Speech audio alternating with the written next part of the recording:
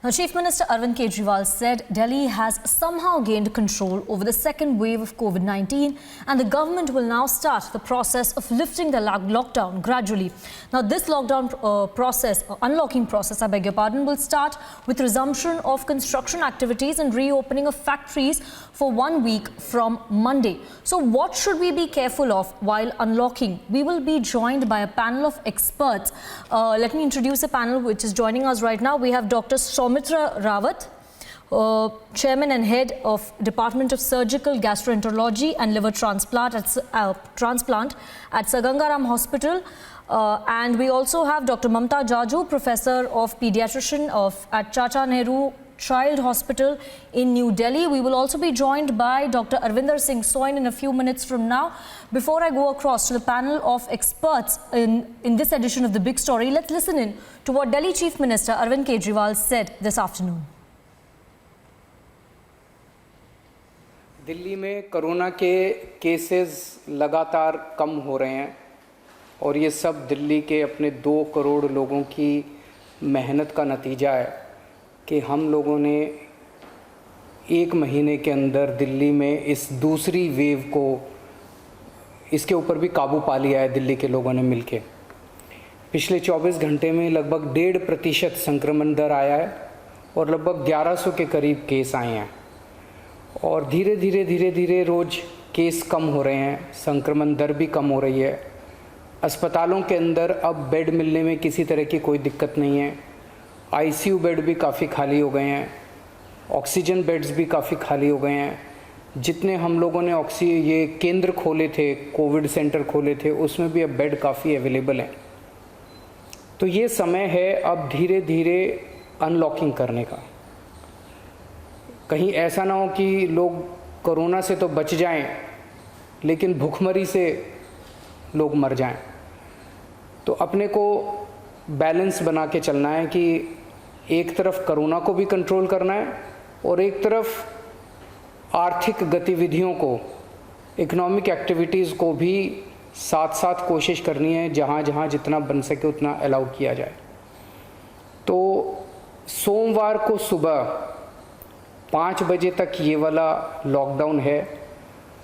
आज एलजी साहब की अध्यक्षता में डीडीएमए की मीटिंग हुई, दिल्ली डिज़ास्टर मैनेजमेंट अथॉरिटी की, और उसमें कुछ निर्णय लिए गए हैं लॉकडाउन खोलने के लिए। तो सबसे पहली चीज़ तो ये कि अब धीरे धीरे लॉकडाउन खोलने की प्रक्रिया चालू कर रहे हैं। Now, I would like to take my first question to Dr. Soumitra Rawat, who is also the member of the National Task Force for COVID-19, and that's why you would be the best person to answer this question. Now that we are registering a single-day case rise below the 2 lakh mark for many days, is it the right time to unlock?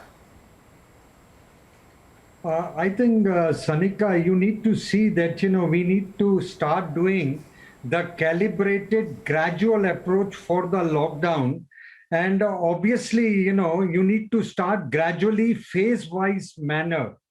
So I think what the Chief Minister has done, that he is opening the construction work and starting the factories, and the important thing is there is still things on the large gathering, social, religious and political activities, so that there is no large, still there is a lockdown or there is a limit to the wedding celebration.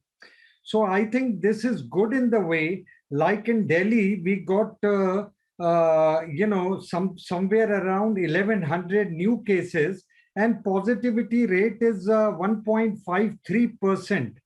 So since there has been a lockdown for nearly a month, I think gradual calibrated approach is absolutely fine.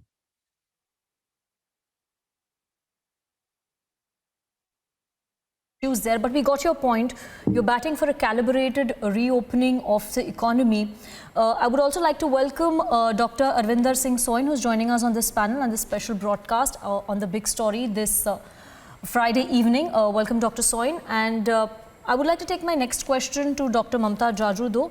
If Dr. Jaju, if you can tell me if you think what would you think be the correct unlock process in cities and states that have been the most impacted?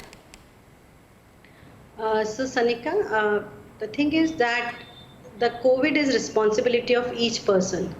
How to protect ourselves is very important. So everybody has to take that responsibility during the unlock period. It's not the government or some other person will be taken care of. You are the one who has to be responsible that how I can prevent myself for not taking this COVID infection.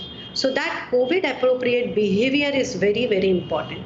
So whenever the unlocking process starts, the markets open, the people start going out, they have to take that ownership that they should take the proper appropriate COVID appropriate behavior. The most important thing out of that is the masking. So it is the double layer mask now the new norm says is very, very important. And the proper wearing of that mask is important. When you go out of the market, you see the people are wearing masks, but that is not appropriate. That is not covering their nose or the mouth. It's below the nose and mouth. So very important that they should take proper precautions, the proper hand washing. Whenever they are entering the house, they should take proper bath, change their clothes, wash their hands, and be away from the elderly peoples in their house. So the important is that everyone has to take that ownership and the responsibility that how they should prevent themselves from taking that COVID. That is my message. Yes, and like you said, Dr. Mamta Jaju, that we cannot let our guard down. Continuing this question itself, I would like to take the next question to Dr. Soyne. Dr. Soyne, if you can tell our viewers and your opinion with certain governments announcing unlock, can people really let their guard down? No, absolutely not, Sanika. As my colleagues have said before, this is in fact a time for even greater responsibility upon all of us. Now that the government has, started unlocking, which it must, because obviously we cannot remain locked down. Normal life must resume. Economic activity must resume. So we mustn't do what we did between the first and the second waves, which is we threw caution to the wind, and we congregated. We had crowds, we had marriage parties, we had religious congregations, we had, the protest, we had games. So all those things can't happen. I mean, schools have remained shut and kids have suffered in terms of education, and probably that has to continue for at least the next couple of months, if not more. So all kinds of crowds have to be avoided. We have to mask properly. We certainly cannot let our guard down. Even if we've had the vaccination and we think we are protected, we are transmitters of infection. So there's no question that we have to behave responsibly as a people, as a society. We can't just have everything imposed on us. The onus is on us to behave responsibly. Yes, absolutely, Dr. Soyne. We cannot let our guard down at this time. And Dr. Rawat, if I'm taking the next question to you, because you've been part of the government panel that has been overseeing India's preparedness for COVID and all the measures that have been taken. So what do you think would be the right measures that should be adopted at the grassroots level while unlocking? Because here we see that a lot of efforts have to be put in by grassroots level workers, be the civic body, civic corporations. So what do you think should be the streamlined process for unlocking? I think it's very important that the civic authority should take it very seriously if somebody is not wearing the mask. As Dr. Mamta has already said and Dr. Soyne has already said, that we need to look into three things. One is a respiratory hygiene, where you put a mask which covers your nose and mouth both. You have seen a lot of people where, nose is there open, and you need to do the hand hygiene where whenever you go out, whenever you come back home, you need to wash your hands with soap and water or use a sanitizer where the alcohol content is more than 60%. And you need to have an appropriate social hygiene, that is a distance of 6 feet or 2 gaj ki duri. So that is very important. And we as a citizen of India, as a people of India, we need to start behaving in a very responsible way. And we need to know we shouldn't go and have a large gathering at all, whether it's religious, whether it's political, or whether it's social. And you have seen in the news as well, there has been a lot of people attending the wedding where, 200 people got infected with COVID. So that is the thing we need to make sure that we don't go into the large crowd. If we go to the shops, we keep a 6 feet distance. It has happened to me so many times when I am doing something or buying in the shop, other guy is entering. So I had to politely tell him, just wait for 2 minutes, let me come out, and then it's your turn. So like as a civilized society and the citizen of the civilized society, we need to act in a very civilized way. Yes, Dr. Rawat, and what you said is extremely important, because we've seen these violations as we cover the news every day. We see a lot of ministers as well violating. Just a while back, we had some pictures of a minister in Punjab violating COVID protocols. So we as citizens need to be very well aware and need to be cautious about this. Dr. Jaju, if I can take the next question to you. Now, we've been talking about a possible third wave. And now that we're unlocking, should the third wave fears be considered? And because you're a pediatrician, we also a question that could be co-linked with it is, there are reports and certain experts believe that third wave could impact children as well. So considering all these factors, what do you think should be the measures, and what are the fears that should be taken into consideration while we are unlocking? Yeah, so it's very important, Sanika. So as we go to the data from the first wave to the second wave to the third wave, we have seen the rising numbers of the kids affecting with the COVID. So in the first wave, around 2% of the kids affected by the COVID. In the second, it's around 12%. So as the number increases, definitely the infection in children will also increase. But the one thing which is very important is that this disease is not a very severe in children.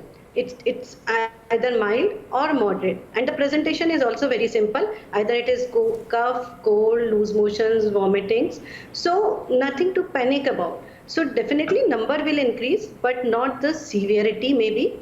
Severity will happen because in children there is one post-COVID disease that is called multi-inflammatory syndrome in children. So that might be a severity in children, that is post-COVID. After 2 to 3 weeks of some asymptomatic or mild symptomatic infection, children will present with the high-grade fever or multi-system involvement that will involve their heart or other systems, might be severe in them. So 2-3 things in the third wave is important, especially for the parents, as everywhere it is there that the kids will affect more. It is not like that. So because we are not testing kids, even in the second wave, we have not tested much of the children. It's only the parents or the adult family members who got tested. That's why we know that it is more in the adults. But we don't know that they already had asymptomatic, the kid in the family had already asymptomatic. We don't have any data for that. The second thing is, it is only the parents who need to take care of the baby at home. They need to know certain things that they should teach the kid about the appropriate behavior of the COVID, the proper masking more than 4 years, the proper hand hygiene technique, and not to play with too many kids outside when they go to the garden, or not allow them to go to the birthday parties. Along with that, few activities like some exercises at home and some activities to release their stress and anxiety. So not to create any stress and anxiety in the kids also, especially some adolescent group like 12 to 16 or 18-year group, that this will be more in the pediatric group, the third wave is more in the, it's not like that. We don't know exactly what will happen in the third wave. These are just predictions which are happening that these can happen. In the first wave, in the third wave, first thing is the parents need to prepare themselves. The second thing is that kids also need to prepare for the proper appropriate behavior, nutrition, the exercises and many other things for the preparedness for the third wave, especially the one who are obese or malnourished, both group. Because in pediatric population, obesity is also common, and other way, the malnutrition is also very common. So in the both way, we have to prepare the parents that to take care of their diet properly. So the obese kids will able to lose weight and have inculcated the proper dietary habits, and the one who is malnourished, though maybe they belong to the below poverty line or the some other area, but we need to take care of their diet also. So these days many of the NGOs are working towards the nutrition and other things of the people, so they need to take care of the nutrition of the babies also. Yes. The third thing, which is the hospital also need to prepare themselves, because it's important to have all the preparations ready for the even the it involves the pediatric population also. So they should be ready with the ICU beds, the non-invasive ventilation beds, the training of the staff and training of other persons in the hospital. So everything should be ready. We should not be like we were in the second wave, that the wave has come and then we are looking for the things. So now everything is started. It's good that we have already started these processes, and hopefully before third wave will come, or we will all be prepared at every aspect. Yes. A very detailed answer there coming, Dr. Mamta Jaju, for the question that we answered. Thank you very much for answering those queries. Dr. Soyne, if you could answer our next question, has our healthcare system been strengthened enough for us to ease restrictions? Because we know in the first wave, we saw we had imposed a lockdown. The government has enforced a lockdown only to strengthen the healthcare system. Similar situation in the second wave as well. Do you think it is our healthcare system has been strengthened enough for us to ease restrictions at this point of time? Absolutely. We have had our healthcare systems not just stretched, but also trained. And we have definitely been able to bolster up our healthcare facility in terms of oxygen supply. A lot of hospitals have put up plants. The government has developed channels of delivery of oxygen wherever it's needed, both from domestic sources as well as international sources. Smaller plants and concentrators. So I think we are geared up on that front. The channel for essential medicines has also become pretty smooth now. And should we have a third wave, and I suspect we might, we would be definitely quite well prepared. And Dr. Jaju has already spelled out that we need to be prepared for the pediatric population getting affected the next time. So in the healthcare facilities, we have to pay attention to that. So I think that overall, yes, our preparedness is going to be much better now for the third wave. We're all hoping it won't come, but I think it will.